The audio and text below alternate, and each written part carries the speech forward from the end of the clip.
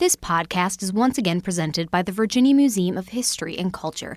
Journey through Virginia's rich history and discover hidden treasures. You can learn more at virginiahistory.org.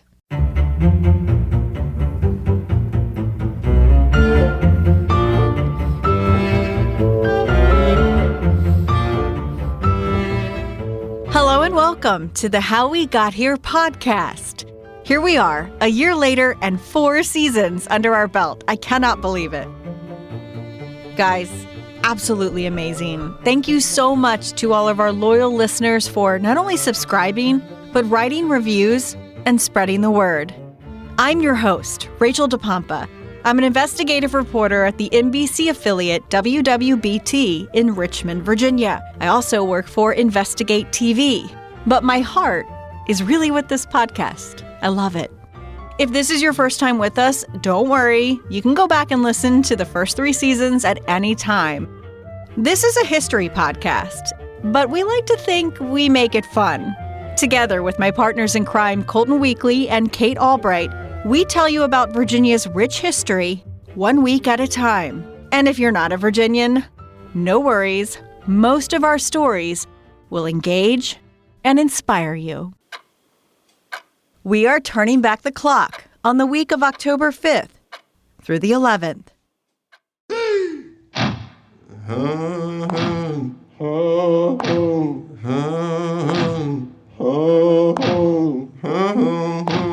Throughout the history of slavery, enslaved people wanted their freedom. That's a very natural impulse and indeed a universal one. Freedom is something that many of us take for granted. The path to liberty and freedom for enslaved people winds through centuries in North America, full of horrors that were once commonplace, though today they are difficult to comprehend. As much as the white men in power worked to degrade the black men, women, and children they saw as property, what many feared most was a revolt. Enslaved people using their far greater numbers to their advantage to rid themselves of chains once and for all. The ugly history of slavery in Virginia is still being reconciled today. Those who fought for freedom and failed now getting the recognition they rightfully deserve. And that brings us to October 10th, 1800. A man named Gabriel is put to death at the Richmond gallows for an uprising that included a plan to kidnap Virginia's governor and hold him hostage until enslaved people were granted their freedom. And for this story, we went back to our sponsors at the Virginia Museum of History and Culture and the wonderful Dr. Karen Sherry.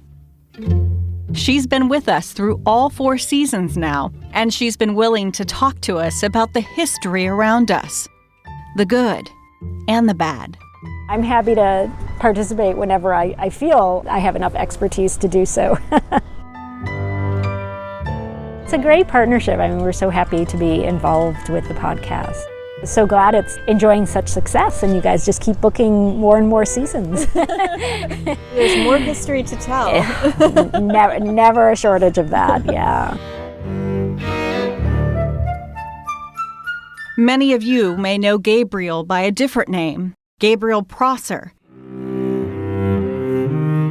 But as we begin to better understand and come to terms with slavery, something that should have really happened long before now, most historians have dropped Prosser because that was the name of the Henrico County family who owned Gabriel.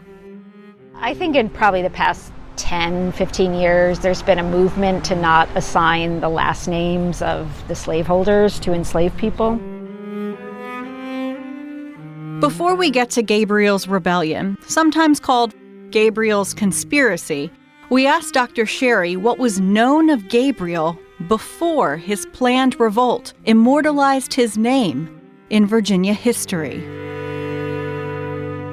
What we do know about him, and this is one of those maybe kind of poetic historical coincidences, he was born in 1776. the year of the Declaration of Independence that declared, we take these truths to be self-evident, that all men are created equal.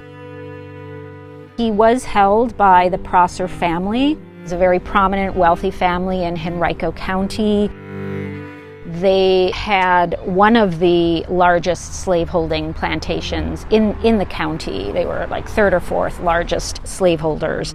Their plantation raised tobacco and wheat, although Gabriel was trained as a blacksmith. That's a craft that he may have learned from his father, but that gave him a skill, a very valuable skill.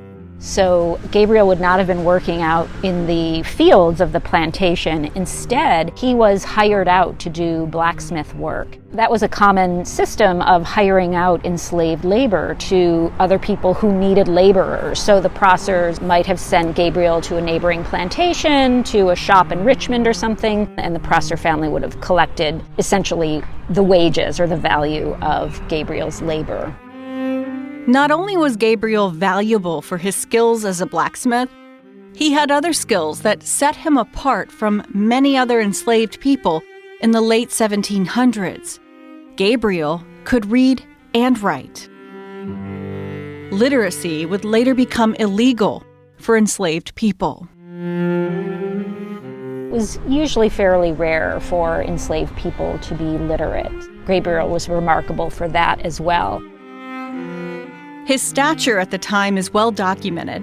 It is said that Gabriel was a very large man, well over 6 feet tall, perhaps rising as high as 6'3". He must have been a very imposing figure. Sure, he was well-muscled because of his work as a blacksmith, by certain accounts that appear in the trial transcript. He was a natural-born leader and a fairly charismatic one as well. Gabriel was around 24 years old when his plan started to take shape. Plotting for it probably started in the spring of 1800, around April or so. There were some very soft initial whisperings. A slave revolt was in the works. And during that time, Gabriel, two of his brothers, who were also held by the Prosser family, and other enslaved people whom they knew and came in contact with, they were meeting usually secretly or during slave burials or other get-togethers that often happened on Sundays. And they were planning an armed revolt to kill white people and basically bring an end to slavery. Gabriel and his brothers worked to recruit as many men as they could, both free and enslaved, from all around central Virginia. There were recruits all around Richmond and Petersburg and neighboring towns, and possibly as far as Norfolk. The numbers of people involved in Gabriel's conspiracy really varies. Some recruiters claim there were about 500 men who agreed to participate. Others claim the numbers were as high as 10,000. It's difficult to know exactly how many men were involved, and there were probably a lot of enslaved men who were hedging their bets. They maybe said that they would participate, they would take up arms and participate in this armed raid on Richmond and beyond, but they were maybe going to wait to see if the plot actually started, how it went before they joined, simply because of the risk to themselves if they were involved. In planning for this insurrection and thinking about how well organized it was, we know that Gabriel and one of his brothers, who was also a blacksmith, they started fashioning weapons. They converted scythes into weapons. Other of the conspirators gathered whatever weapons they could. Some of them illegally got hold of guns. They were planning, they were trying to get organized, trying to get supplies to help ensure the success of their rebellion.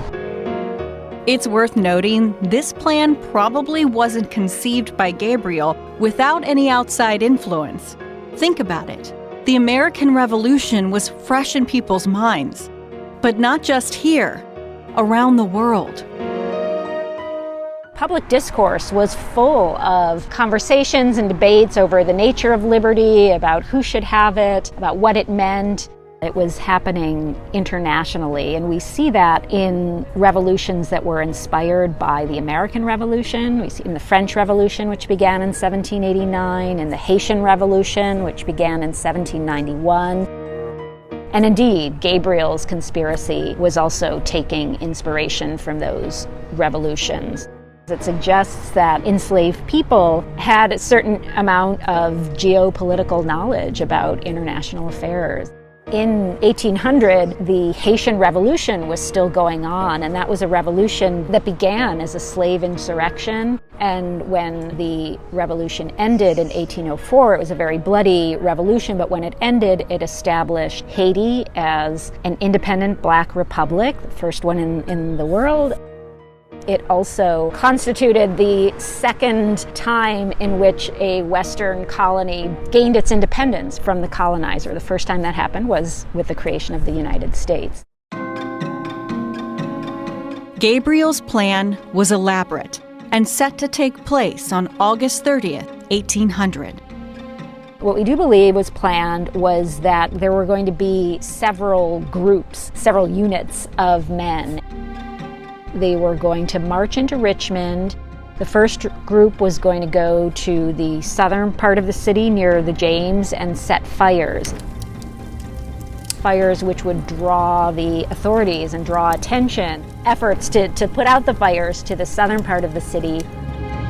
And then other units were going to descend upon the city. One unit was charged with going to the Capitol to kidnap Governor Monroe and take him hostage. Also to break into arsenals and gather as many weapons as they could.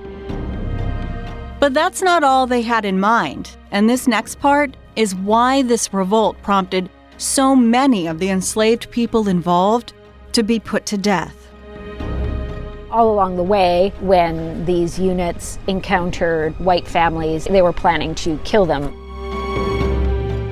The plan was really to wreak havoc, gain control of the city, and then spread outwards. Once the plan reached that point, Gabriel hoped enslaved people around the state would see his success and begin uprisings of their own. The day had arrived. Months of planning and preparation were on the line. The possibility of freedom on the horizon. And then, Mother Nature played a part. On August 30th of 1800, there were terrible storms around the Richmond area. It washed out some roads, it made crossing various creeks and other waterways impossible. So the plan was to delay the insurrection by a day. Not only had Mother Nature gotten involved on August 30th, but Gabriel was betrayed. This is a conspiracy that was foiled. And it was foiled in part because two enslaved men who had agreed to participate, they changed their mind and revealed the plot to their slaveholder on the day of the planned insurrection. They were two enslaved men named Pharaoh and Tom, and they were held by the Shepherd family. And for whatever reason, maybe they got scared. Since the 17th century, there had been rules on Virginia's books prohibiting slave insurrections, and so they knew if they were caught, they very likely faced a death sentence. So, maybe that prospect scared them into revealing the plot. Maybe they also thought that they could curry favor by exposing this plot to the authorities. And so they told their slaveholder, Mosby Shepherd, who reported the conspiracy to the authorities. And that's what led to the activation of the militia and the bringing of guards into Richmond and so forth to put down the plot. We don't know for sure what their motivation is, but perhaps Pharaoh and Tom were motivated by the hope of some kind of reward. More on the reward they did eventually receive later on. Meanwhile, the militia began rounding up everyone involved before any kind of attack took place. But Gabriel had managed to escape. Some 71 men were arrested and held while the search for Gabriel continued. In mid-September, with Gabriel still on the run, the trials for those arrested began. As you might imagine, these were no ordinary trials by jury. In these days, any enslaved person who was arrested and taken to court was taken to this special segregated court that was made up of 5 justices and no jury. So these 5 justices really determined the fate of the accused man. It should come as no surprise that all of these justices were white. Many of whom were probably also slaveholders, so would not have been sympathetic to slave rebellion. Much of what we know about this plot comes from the trial transcripts within this court, as the dozens of enslaved people learned their fate. And there's one moment in those transcripts from an unnamed defendant making a comparison so powerful, it's hard to ignore and really resonates today. I have nothing more to offer than what General Washington would have had to offer had he been taken by the British and put to trial. I have adventured my life in endeavoring to obtain the liberty of my countrymen and am a willing sacrifice in their cause. So this is a man who's likening himself to the rebellious acts of George Washington and John Adams and the other patriots who fought in the American Revolution, which was considered treason by the British. Just like Americans fought for their freedom from the British, these were Americans fighting for their freedom. Though it remained a mystery to authorities around Richmond at the time, we now know where Gabriel went as his co-conspirators were on trial. We do know that he boarded a schooner called the Mary, which took him to Norfolk, and he was kind of hiding out in Norfolk. On September 23rd, another betrayal. Some say an enslaved crew member aboard the ship turned Gabriel into authorities, though questions remain if any of the crew, including the ship's white captain, were part of the conspiracy to begin with. The authorities did indeed question the white ship captain, although nothing ever came of that. They didn't end up prosecuting him for his involvement, whether witting or unwitting, in Gabriel's escape. Nevertheless, Gabriel was brought back to Richmond for his trial, where he came face to face with the man he planned to kidnap, Virginia Governor and future U.S. President James Monroe.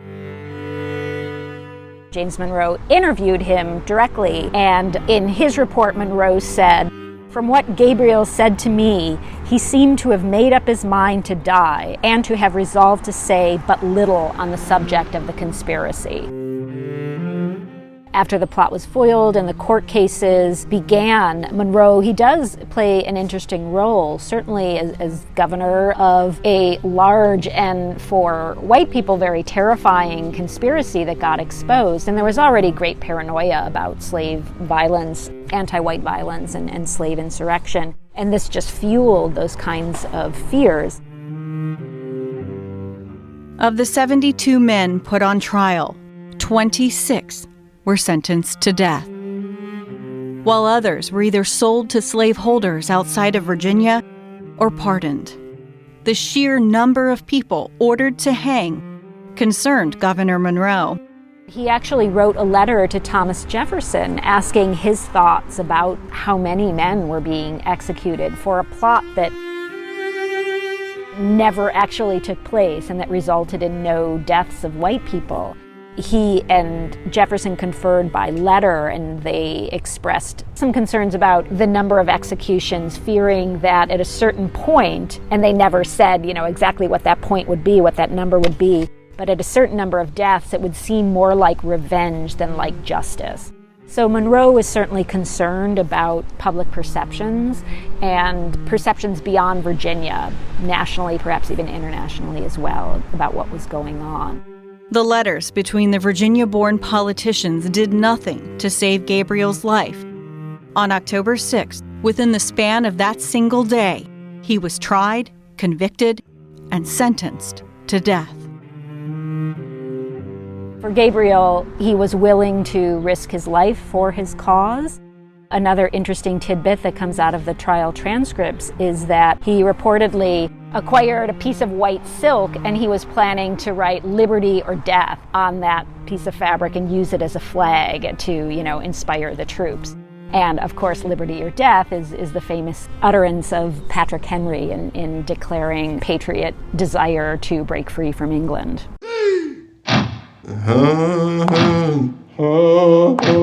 Gabriel, denied freedom in a country that had won its freedom through war in the same year of his birth, 1776. Planned to utilize one of the most famous phrases in American history in his own battle to escape from beneath those seeking to exploit him. But on October 10th, 1800, Gabriel was brought to the Richmond gallows and hanged. The area where it happened is modern-day East Broad Street, where Interstate 95 passes below, a historical marker on the bridge, often going unnoticed. His death was due to those who betrayed him, Pharaoh and Tom. We told you they eventually received a reward for alerting their slaveholder of Gabriel's plot. It just so happened to be the very thing that Gabriel was seeking for enslaved people across the state.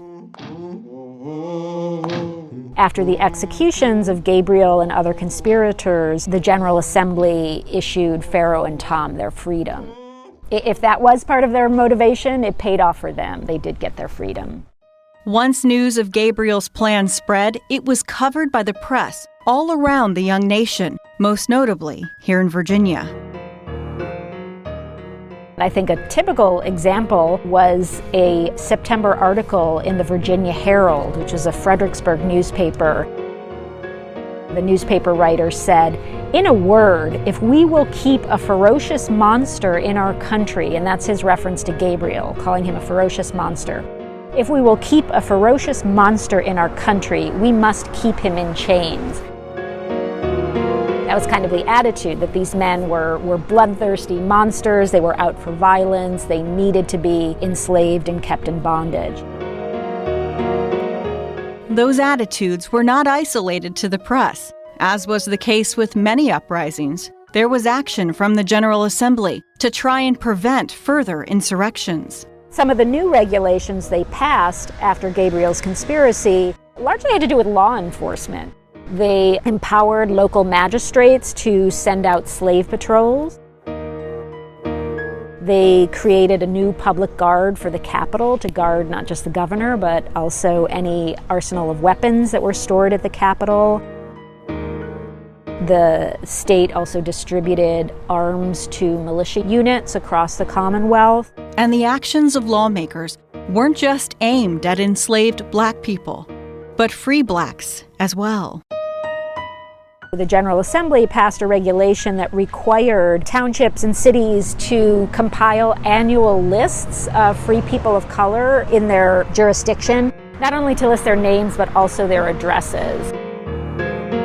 As part of the paranoia about slave resistance, free people of color were regularly suspected by the white authorities of, first and foremost, just providing what they saw as a negative example to enslaved people, the example of freedom. The white authorities didn't want enslaved people to get any ideas about gaining their own freedom. Also, authorities were regularly worried about free people providing assistance to enslaved people and helping to, plot insurrections and other forms of resistance. It took more than 200 years before Gabriel's conviction was overturned.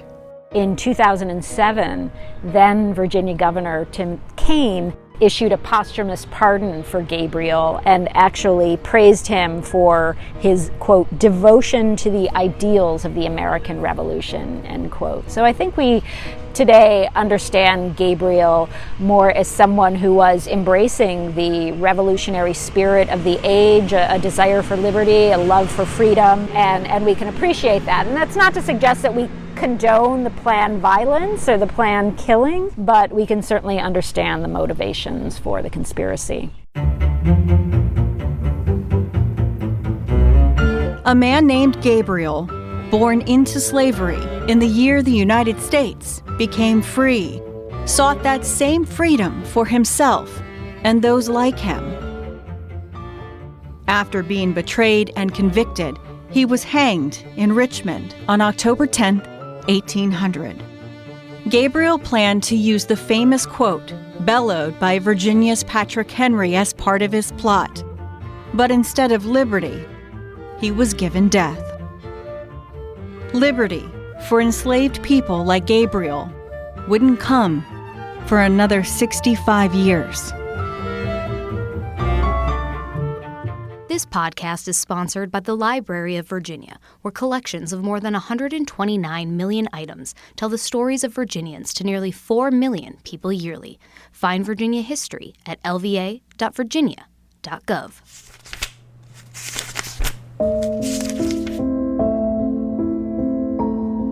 Virginia has a notorious history when it comes to the rights of the LGBTQ community.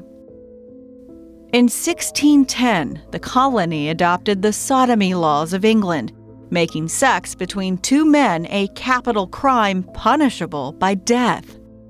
In the year after independence, 1777, Thomas Jefferson proposed a revision of a Virginia law to reduce the penalty for sodomy from death to castration. The proposal was shot down. Jump ahead nearly 200 years to the spring of 1969. Several bars in Richmond, who served mostly gay and lesbian customers, are closed because they violated the state's ABC law prohibiting the sale of alcohol to known homosexuals. Guys, this was only 51 years ago. The U.S. Supreme Court deemed these kind of laws unconstitutional in 1993, but those laws were still on the books in Virginia for another 20 years. And that brings us to October 6th, 2014. I now declare you, Nicole Priest, and you, Lindsay Oliver, wife and wife. The day same-sex marriage became legally recognized in the Commonwealth. They could file joint tax returns or transfer inheritance. Simply put, this ruling allows all Virginians to be full members of our society with all the rights and responsibilities that come with marriage. Just overwhelmed with excitement. Our family is just as valid as every family. It's about love. But the path towards this legal recognition in Virginia was never easy. In 2004, the General Assembly passed a resolution to amend the state constitution, defining marriage as only between a man and a woman. It also made sure to prohibit any same-sex union from other states. So that means if a gay couple married in Massachusetts, the first state to legalize, and moved to Virginia, well, they wouldn't have the same rights as a married couple made up of a man and a woman. This amendment to the state constitution needed to be voted on by citizens of the Commonwealth. And on November 7th, 2006, 57% of voters voted in favor, creating one of the most restrictive state constitutional amendments on same-sex marriage. But then, just 7 years later, several same-sex couples sued the Commonwealth, arguing the state constitution violated their 14th Amendment, which says that no state shall make or enforce any laws that deny any person within its jurisdiction the equal protection of the laws. One of those couples was from Chesterfield County.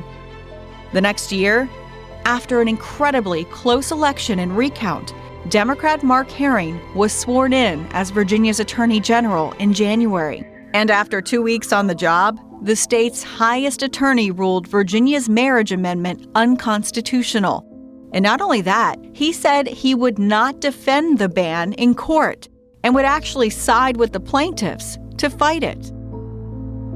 The lawsuit's first hurdle was federal court in Norfolk. It got postponed because of a snowstorm.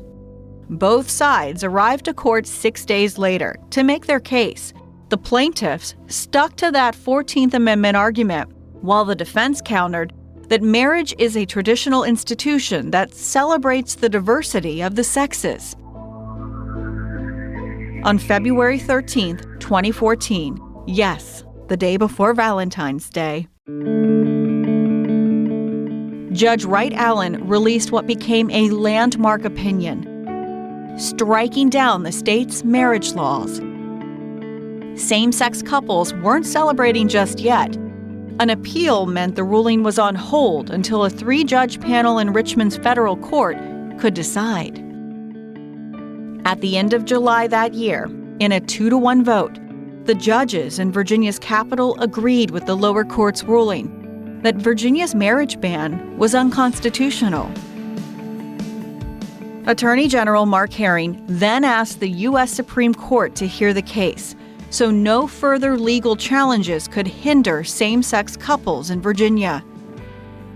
In August, a cliffhanger. People invested were holding their breath. The Supreme Court intervened, blocking the marriages in Virginia for the time being. Here's why.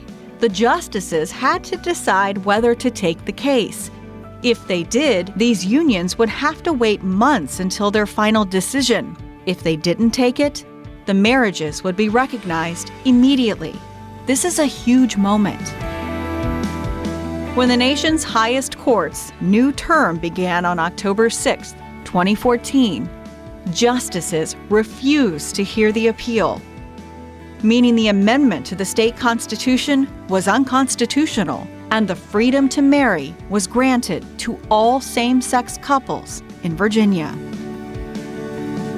The rights and privileges of marriage, which are guaranteed to us by the United States Constitution, are now available to all loving, committed couples in Virginia. The Chesterfield couple, whose suit helped get this underway, speechless. Now that we are legally married, there aren't words to describe how that feels.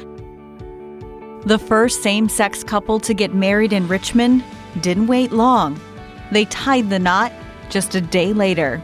I've known for 20 plus years that justice would come to Virginia. I didn't know it would be today, but I certainly have known that it would happen.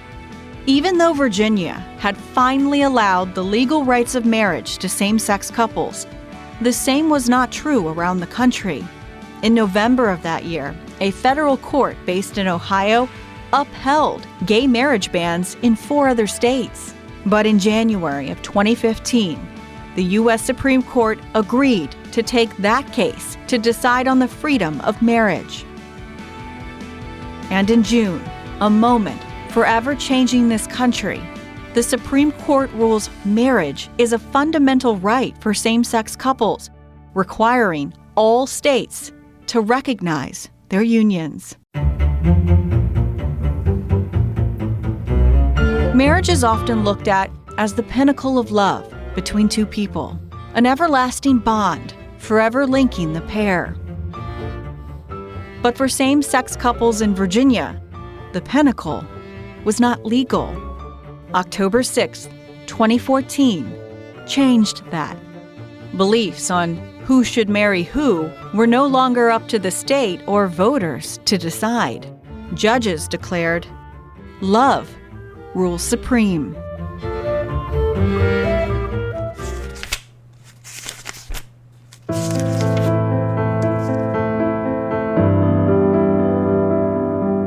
And they did everything by the book that they should have done. Sometimes you do everything right and things still go wrong. And that's life. And I'm afraid that's what's happened here. It's not fair, it's not right, but it does happen. And I would have gladly given my life for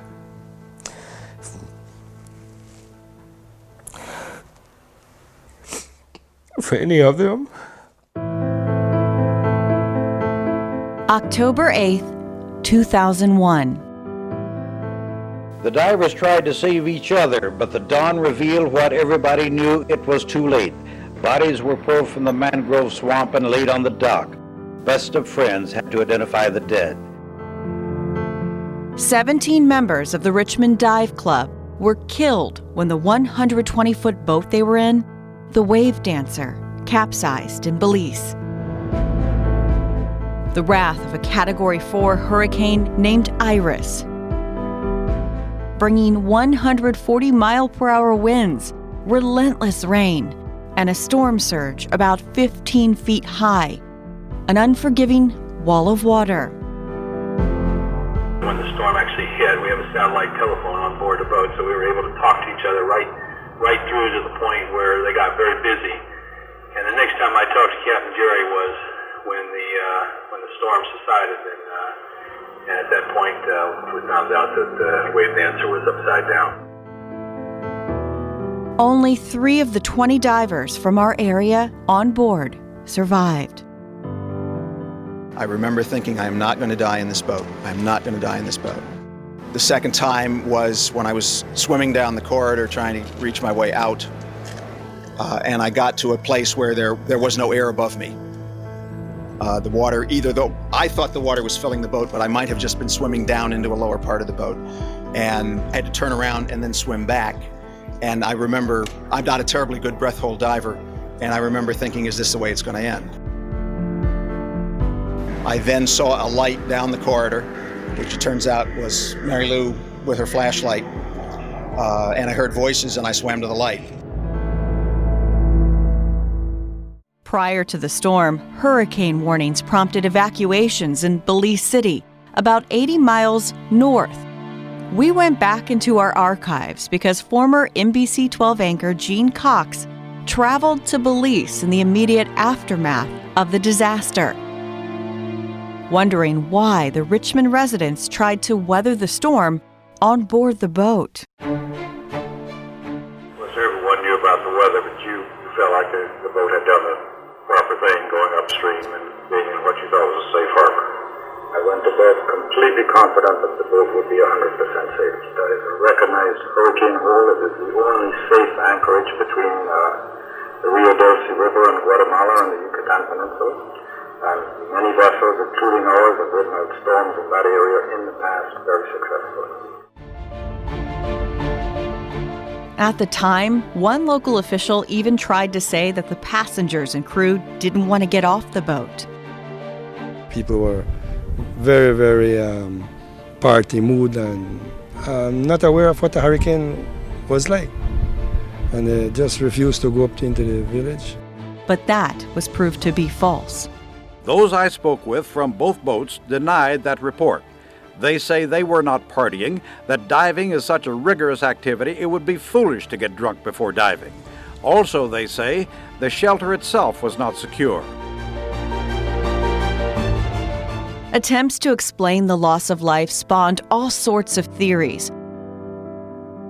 From a tornado picking up the 120-foot boat and flipping it over, to a beached tugboat being picked up from its earthen grave, traveling across the Big Creek Channel and smashing into the Wave Dancer, knocking her free from the pier.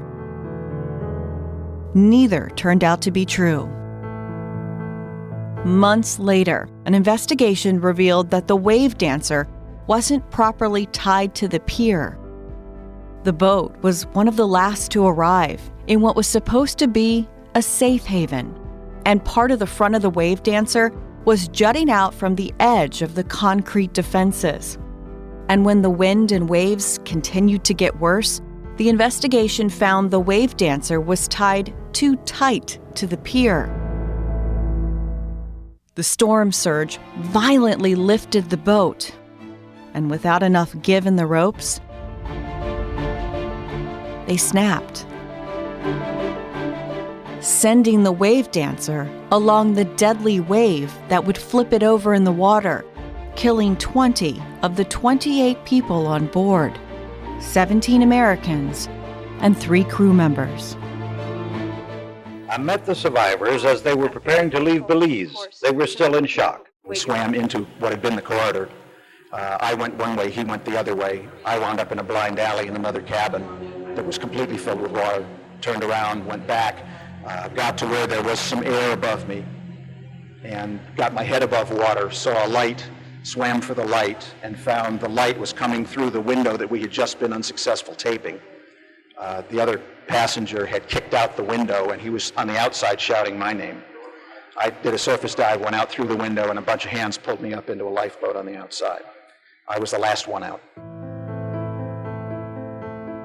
Happened incredibly quickly, and the three of us have talked about this. We don't know why we were able to survive, except that Rick Patterson, with a superhuman force, was able to kick through the window of the emergency exit door, which wouldn't open probably because of pressure.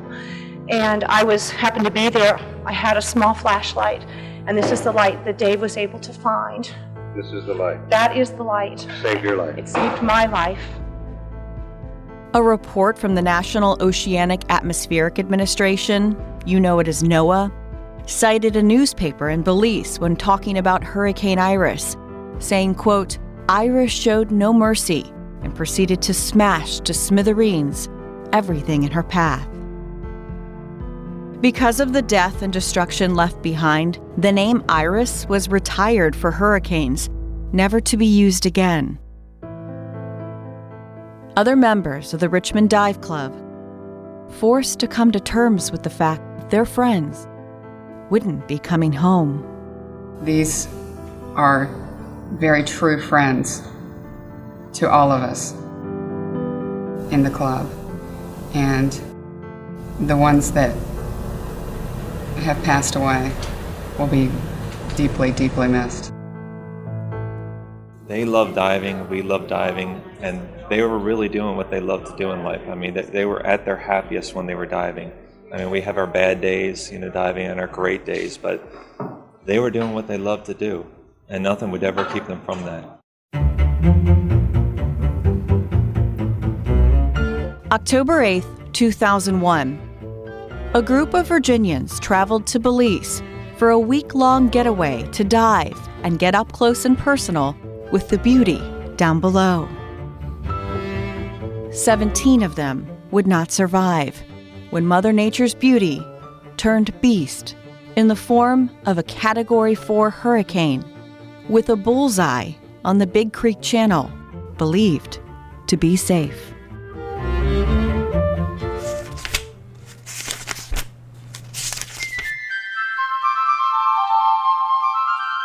Virginia was home to so many important politicians during the American Revolution that it's inevitable for some to be overlooked. Anyone you ask will be able to come up with Washington and Jefferson, their homes at Mount Vernon and Monticello. One revolutionary architect hailed from a place called Gunston Hall. Until his death there on October 7, 1792, he was never done fighting for citizens' rights to protect them from potential corruption within the American government. If we were to stop just about anybody on the street and ask that person, what is important to you about this country? What are the values that you associate with being American? We can trace just about anything someone says back to the ideas that George Mason wrote down in the Virginia Declaration of Rights. For me, George Mason's ideas are the bedrock of what we believe it means to be American. George Mason's legacy extends to today.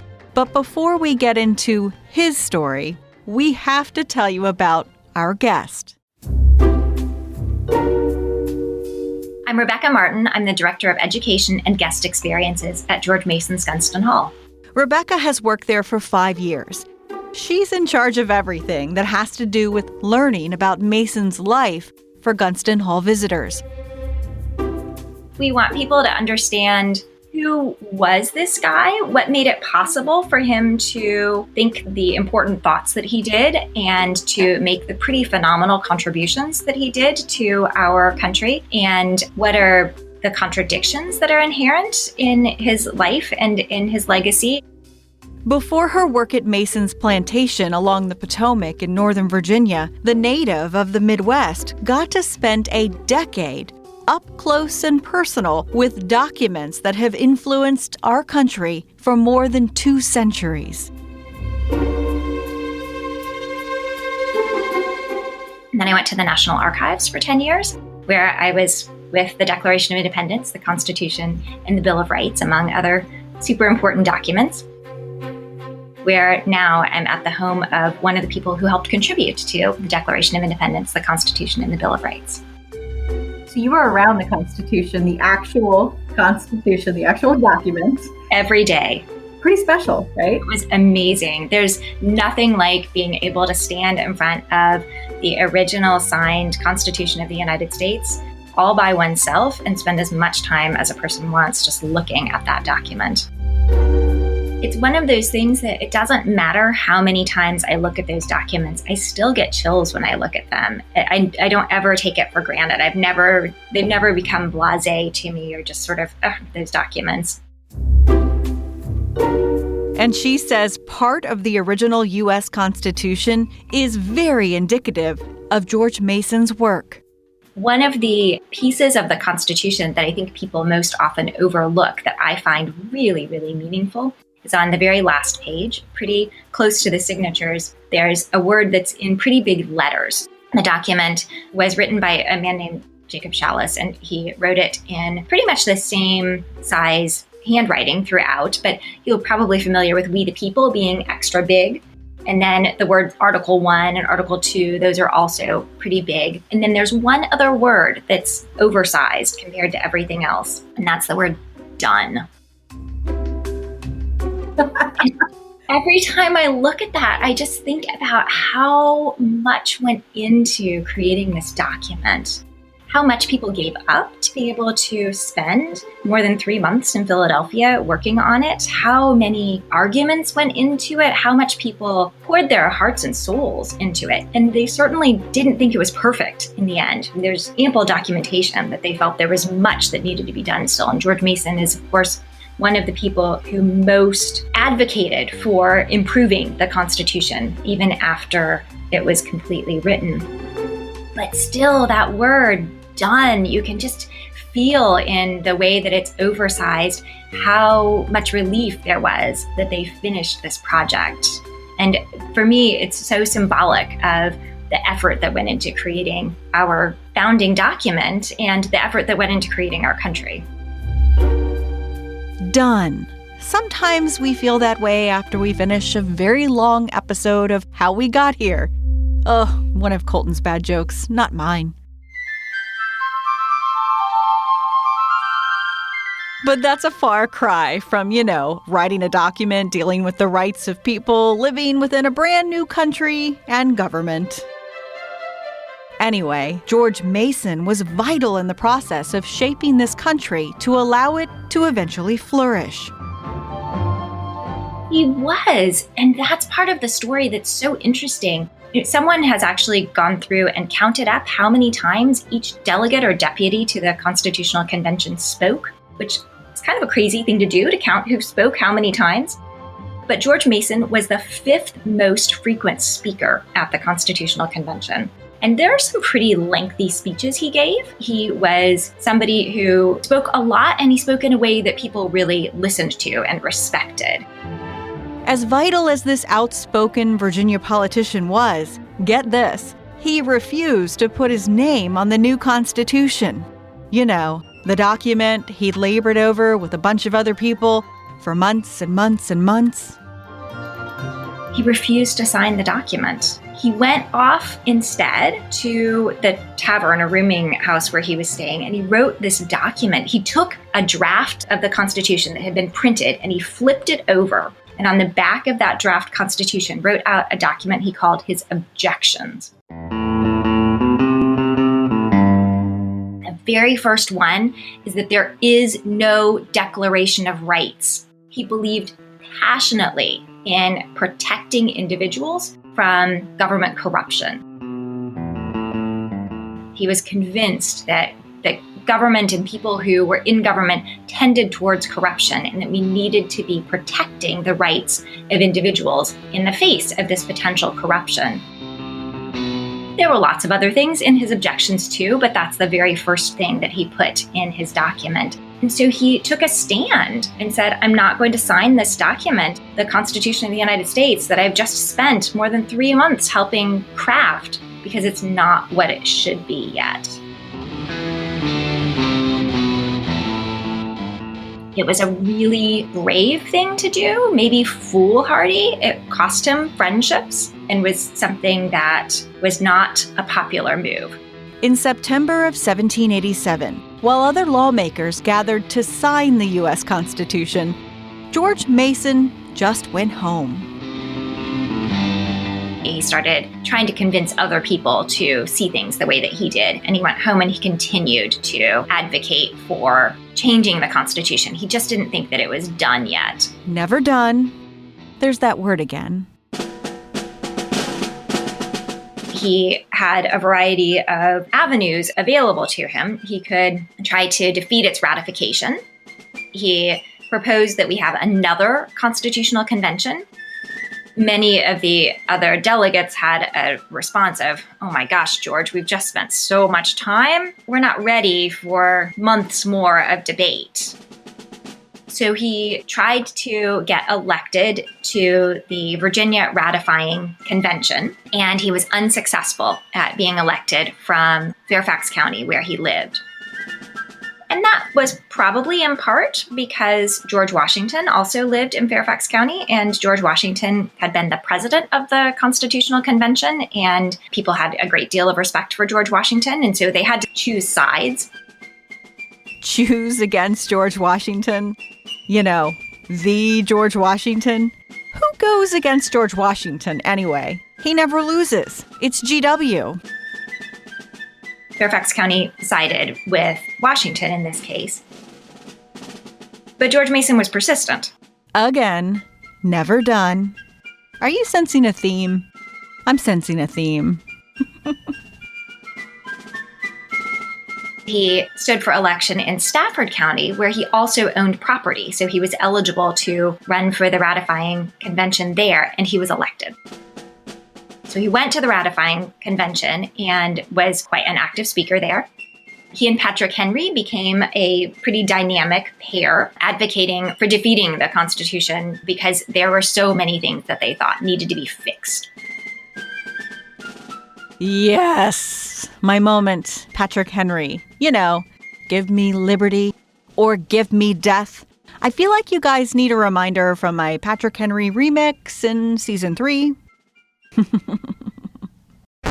Let it come! Forbid it, Almighty God! Let it come! Forbid it! I know not what course others may take, but as for me, forbid it, Almighty God! Let it come! Give me liberty! Oh, give me death! Okay, to understand this running joke, if you are new to How We Got Here, you have to go back and listen to Season 3, Episode 6. For everyone else, I'm not sorry.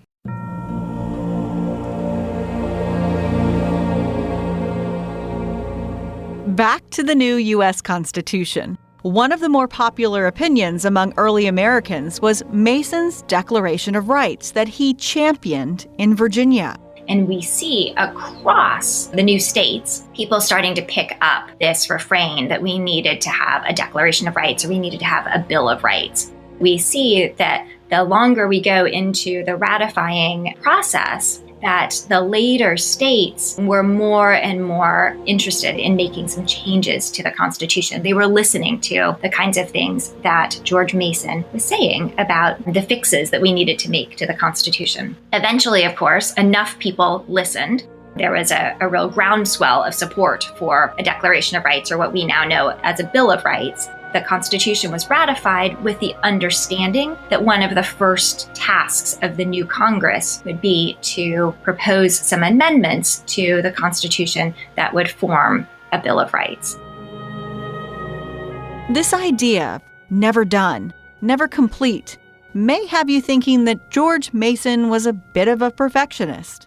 Perfectionist, maybe? He was certainly tenacious. When he got a hold of an idea, he just didn't let go of it. He was one of those people who, in some ways, was probably kind of annoying to be around because he just dug his heels in. When he thought something was right, he put all of his intellect and his resources behind it, and that's what he did in this case. I don't think it's unreasonable to say that without George Mason, we likely wouldn't have a Bill of Rights. Remember, the Bill of Rights is something that is still being referred to today. Free speech, the right to bear arms, speedy trial, all born out of Mason's original document. Virginia's Declaration of Rights, which Virginian James Madison would draw from when introducing the Federal Bill of Rights, we now know today. Mason also authored another important document that would influence Americans for generations to come. He also was the primary author of the Virginia State Constitution. And because Virginia was the first colony to form a new government as a state, its form of government served as a model for all of the subsequent state governments. And so George Mason is the author of both the Virginia Declaration of Rights and the Constitution, was the person whose ideas ended up in subsequent state constitutions. When we look even at Alaska and Hawaii's constitutions, we see language from George Mason in their constitutions. George Mason's ideas end up in the state constitutions of just about every single state in the Union. For everything Mason deserves to be celebrated for, the hypocrisy of fighting for freedom from Britain while enslaving others was on full display at Gunston Hall.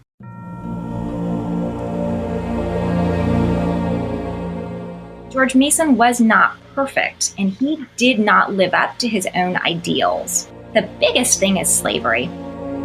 George Mason said beautiful things about all men being created inherently free and equal, and yet he owned other people.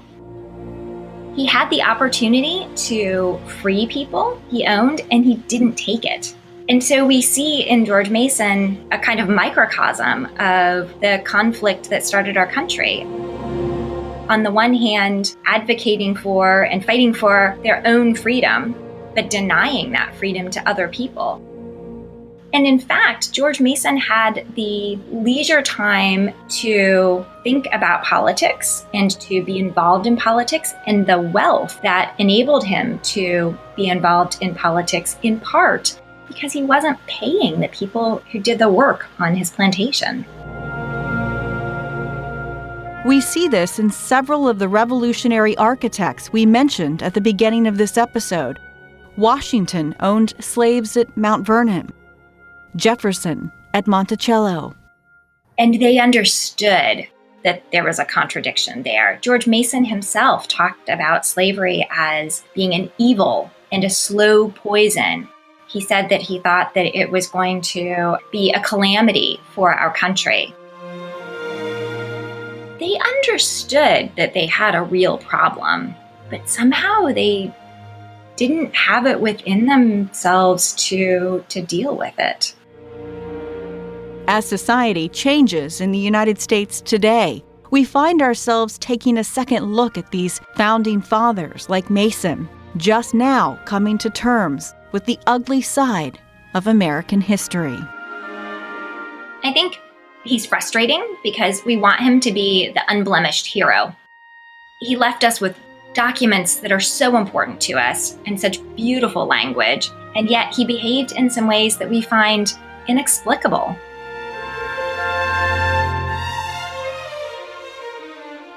So much to unpack there, but it's important to talk about what was known at that time, how they reacted, and how they did nothing, too. And this brings us to October 7th, 1792, the day George Mason took his final breath. George Mason was just in his mid-60s at that point, and he had been ill for much of his adult life with gout. And the gout had gotten to be really bad in the year or so before he died.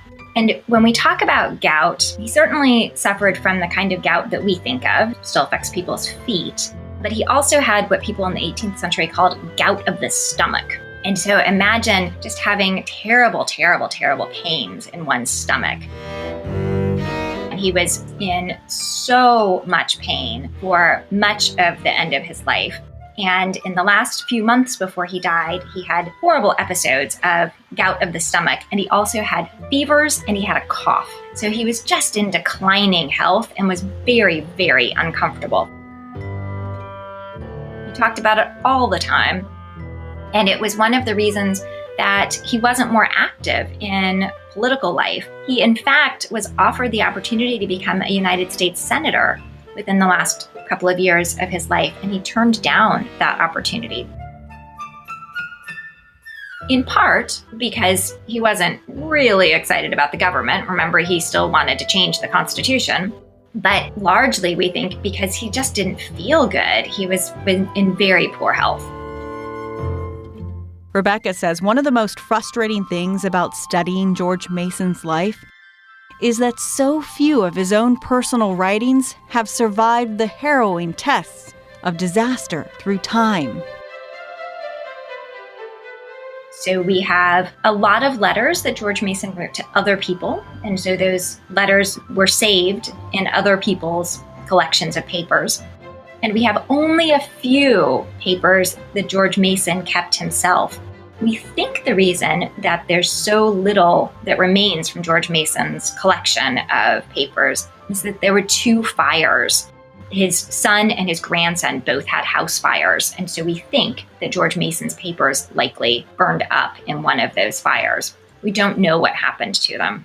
So we don't have diaries, we don't have letters from other family members talking about what was happening. We don't have a lot of detail. We have a teeny tiny bit of information that indicates that in the month before George Mason died, that the whole household had illness, that there were a lot of fevers, that family members and people who were enslaved all were laid low with the fever. And in fact, George Mason says in one of his letters, there were so many people who were enslaved, who worked in the house, who were laid low with a fever, that he was worried there wouldn't be anyone left to care for everyone else.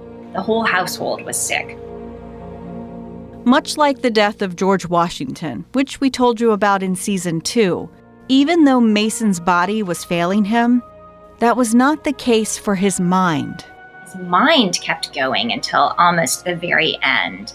Thomas Jefferson, in fact, visited George Mason just a few days before Mason died. And he reported later, Jefferson that is, that Mason had so much to say about politics and about the government that Jefferson had to stop Mason from talking too much and from tiring himself out too much. Mason was continuing to have all sorts of ideas about government. In fact, he had an idea about how we should structure the federal debt. He came up with a whole plan to act as an alternative to Alexander Hamilton's idea about taking care of the federal debt.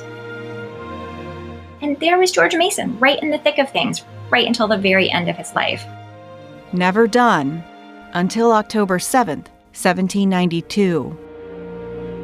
The exact details of his death remain unclear, but it's assumed that George Mason died in the bedroom on the ground floor of Gunston Hall. I don't imagine it was a very pleasant death. Throughout his life, George Mason refused to be done politically. But unlike some, he was able to see much of his life's work come to fruition. Just before George Mason died, we got the Bill of Rights. And so within George Mason's lifetime, he was able to see some success in terms of the end of that project that he had been advocating for so strenuously. Now, he still thought that we should have some more amendments to the Constitution. He continued to feel it was not done. Never done. He was very pleased that the Bill of Rights was passed. And in some ways, I think he died just as our country was truly getting started. Our Constitution was well established. We had our Bill of Rights. Congress was functioning, and George Washington had set up his cabinet. We had a functioning federal government. And it was just at that transition point that we lost George Mason. October 7th, 1792. A transition point is never the end of a story, but a mere shift in the narrative, a change from the norm. The narrative of the United States during George Mason's time has been through several transition points in the 228 years since his death. And it can be argued we're in the midst of one as a nation right now. Perhaps as George Mason would see it, the work in making a better America never done. This podcast is recorded by WWBT, NBC 12 in Richmond, Virginia. To digital director Kate Albright and executive producer Colton Weekly. Nanny, nanny, boo, boo, you can't stop me. I got that Patrick Henry masterpiece remix in another episode. Okay, I'm done. Thanks, guys. And a special thank you to our guest this week, first-timer on our podcast, Rebecca Martin, the Director of Education at George Mason's Gunston Hall, and Dr. Karen Sherry with the Virginia Museum of History and Culture. She's stuck with us now through 4 seasons. Shout out to the NBC 12 archives this episode. What that really means, everyone, is me and Colton digging through old, obsolete tapes. Yes, tapes. Fun times. Next week on episode 2, a monumental day for women. This will be the first time a monument of its type, representing many different centuries of women's contributions to our great Commonwealth, will ever have been put on Capitol grounds of any of the 50 state capitals in the United States of America. Plus the birth of a woman who would go on to lead a Union spy ring in the heart of the Confederate capital. Most people who had born and raised in Richmond just took slavery as a way of life.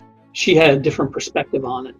And I hope to be on a future episode, maybe season 4 I can be on. This is season 4. What?